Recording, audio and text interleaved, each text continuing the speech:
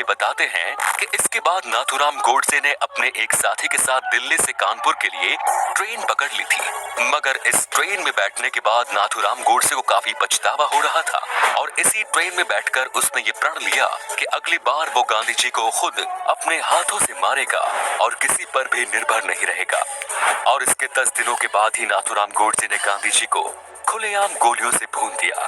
पर आपको जानकर हैरानी होगी कि गोडसे खुद कभी गांधी जी का बहुत बड़ा प्रशंसक था और वो गांधी जी को अपना आदर्श मानता था। जब गांधी जी नॉन कॉर्पोरेशन आंदोलन चला रहे थे तो नाथूराम गोडसे अपने स्कूल में था और वो गांधी जी से बहुत ज्यादा प्रभावित था। पर तभी इस आंदोलन के दौरान ही कुछ लोगों ने हिंसा करनी शुरू कर दी, जिसकी वजह से गांधी जी बहुत ही ज्यादा दुखी हुए और उन्होंने इस पूरे के पूरे आंदोलन को ही बंद कर दिया। और जैसे ही गांधी जी ने इस आंदोलन को बंद किया, तब से ही नाथूराम गोडसे के मन में गांधी जी के लिए नफरत उभरना शुरू हो गई। जब गोडसे को गिरफ्तार किया गया तो कोर्ट में पेश होते ही उससे पूछा गया कि आखिर उसने महात्मा गांधी को क्यों मारा, तो इसके जवाब में उसने कहा था कि गांधी जी को मारने के उसके पास कई वजह थी। गोडसे के अनुसार गांधी जी ने हमेशा ही देश के हिंदुओं के साथ नाइंसाफी की थी और वो हमेशा ही मुस्लिमों के हितों में ही फैसले लेते थे। यहाँ तक कि नाथूराम गोडसे गांधी जी को भारत के बंटवारे का कारण भी मानता था। उसके अनुसार गांधी जी की वजह से ही भारत के 2 टुकड़े हुए। गांधी जी के अनशन पर गोडसे ने कहा कि उन्होंने हिंदुओं से अपनी बात मनवाने के लिए ये हथकंडा अपनाया था, क्योंकि अगर मुस्लिम लीग के सामने वो ये सब करते तो मुस्लिम लीग उन्हें सफा मना कर देती और इसीलिए गांधी जी ने अनशन किया।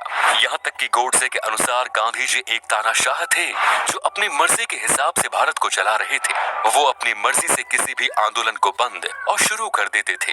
आगे गोडसे ने कहा कि मुझे गांधी जी को मारने का कोई भी पछतावा नहीं है और मैं अभी भी यही मानता हूँ कि मैंने गांधी जी को मारकर सही किया, क्योंकि वो इसी लायक थे।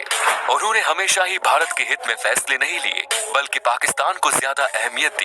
कोर्ट में गोडसे ने कहा कि मैंने गांधी जी को मारकर कोई गलत काम नहीं किया, बल्कि गांधी जी को मारकर मैंने देश पर एक बहुत बड़ा उपकार किया है। और आज जो लोग गोडसे को एक देशभक्त के रूप में मानते हैं, वो सभी लोग इन सभी विचारधाराओं पर ही विश्वास करते हैं और आए दिन वो लोग गोडसे के विचारधारा पर चर्चा करते हैं और इन्हें फैलाने की कोशिश करते हैं। पर दोस्तों, हम आपको बता दें कि जिस तरह नाथूराम गोडसे गांधी जी और कांग्रेस को भारत के विभाजन का कारण समझता था, ऐसा बिल्कुल भी नहीं था, बल्कि देश के विभाजन का सुझाव देने वाले